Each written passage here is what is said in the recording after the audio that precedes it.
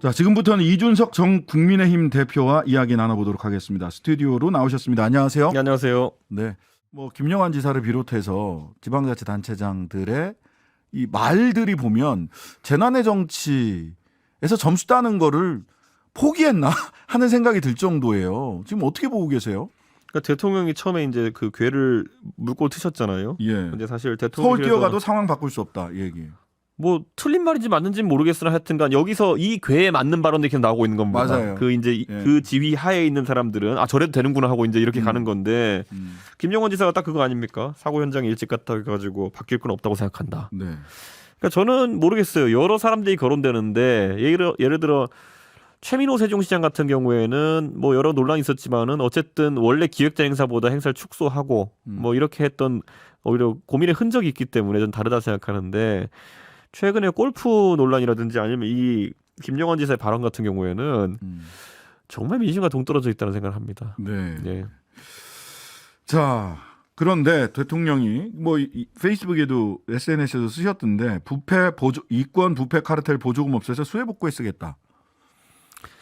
제가 얼마나 친절하게 이거를 왜 오류인지 설명하지 않았습니까? 네. 네, 첫째 오류는 사실 이권 카르텔이라는 거는 누군가 만들어낸 정치적 구호고 신조어인데 그걸 지금 절박한 현안인 수해 복구와 있는다는 것 자체가 부적절하고 그리고 사실 이 이권 카르텔의 회수라고 하는 것은 그 절차도 만만치 않거니와 그렇죠. 지금 보도되는 금액이라고 하면은 기백억 정도거든요. 그걸 다 환수한다 한들. 네. 그랬을 때 그게 수조 원대로 예상되는 수해복구 자금으로 활용되는 데 있어서 한계가 있지 않겠느냐. 이 두 가지를 제가 지적했더니만은 또 이제 또 이름도 언급하기 귀찮은 장예찬 최고위원이 이권 카르텔을 그러면 내가 두둔하는 거냐는 식으로 저한테 얘기를 했거든요. 네?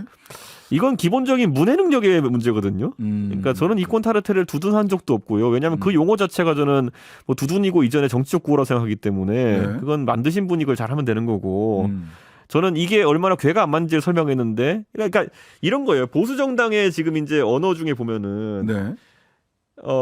킬러 문제도 아니에요. 이건 그냥 어렵지도 않은 그냥 독해거든요. 네. 근데 이거를 자꾸 곡해하는 경우가 생겨요. 예. 그러니까 이런 거죠. 옛날에도 보면은 뭐 테러 방지법 반대하면은 테러 하자는 거냐 이렇게 나오는 거거든요. 이제 보면은. 근데 똑같은 거예요. 이권 카르텔로 수혜 자금을 이걸 만든다는 게 말이 되느냐라고 지적하면은 너 그러면 태양광 이권 카르텔을 옹호하는 거냐 이렇게 나와 버려요. 그럼 이건 대화를 하지 말자는 것일 뿐더러 이렇게 했을 때 호응하는 지지층이 일부 있겠죠. 20-30% 정도.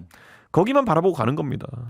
대통령이 이런 재난 현장에서 또 재난을 당했을 때 이 자꾸 경로하고 경찰, 뭐 환경부 이런 분들을 질타를 하세요.